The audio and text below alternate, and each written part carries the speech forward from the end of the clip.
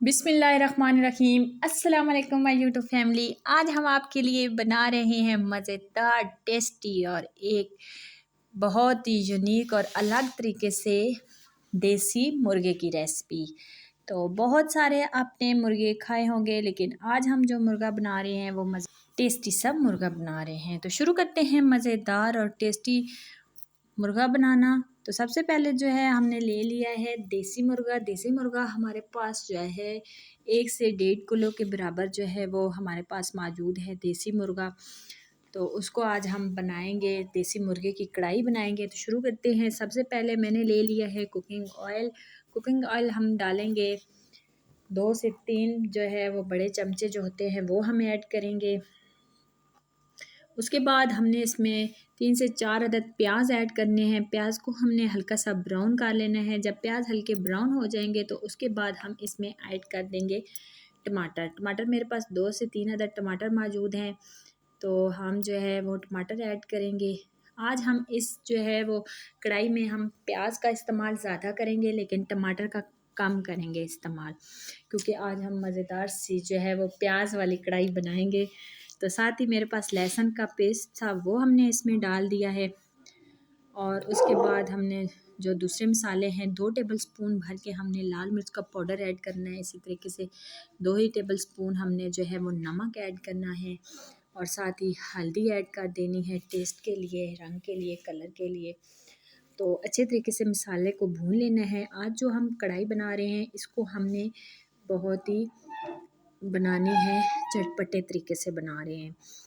तो ये मेरे पास गोश्त था। गोश्त मैंने अच्छे तरीके से धो के साफ़ कर लिया है, और फिर जो है हम इसको भूनेंगे। हम लगातार इसको भूनेंगे, भूनते ही भूनते हम इसको गलाएंगे। साथ साथ हम थोड़ा थोड़ा इसमें पानी ऐड करेंगे ताकि गोश्त हमारा जो है वो अच्छे तरीके से गल जाए। तो माशाल्लाह से देख सकते हैं आप जो है वो कढ़ाई जो है हमारी भूननी शुरू हो चुकी है। आपके भी मुंह में पानी आ रहा होगा, क्योंकि ये ज़बरदस्त और मज़ेदार सी टेस्टी सी जो कढ़ाई है वो बहुत ही मज़ेदार से बनेगी। साथ हम थोड़ा सा और चटपटा बनाने के लिए हम इसमें ऐड करेंगे सब्ज़ मिर्चें।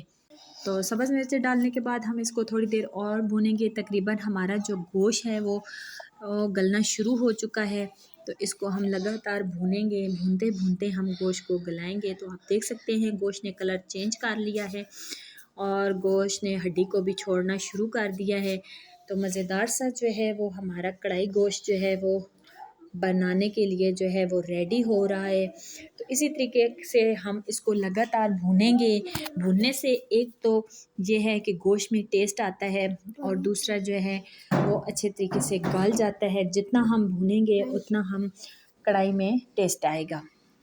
तो ये मज़ेदार सी जो है वो देसी मुर्ग की कढ़ाई जो है वो आपको बहुत पसंद आएगी। मेरे तरीके से बनाएं, और जब भी जो है आप देसी मुर्गा बनाएं तो उसको लगातार भूनें, क्योंकि ज़्यादा जितना आप गोश्त को भूनेंगी उतना आपके गोश्त में दोबाला मज़ा आएगा। जब आप शोरबे वाला सालन बनाएंगे, देसी मुर्गा शोरबे वाला बनाएं, तब भी आपका जो है वो ये गोश्त जब आप ज़्यादा भूनेंगे तो इसमें गोश्त के शोरबे में बहुत जायका होगा, बहुत ही इसमें एक टेस्ट निकल के आएगा। जब आप थोड़ी देर भूनने के बाद शोरबा लगा देती हैं तो उसमें कोई जो है वो ख़ास टेस्ट नहीं आता।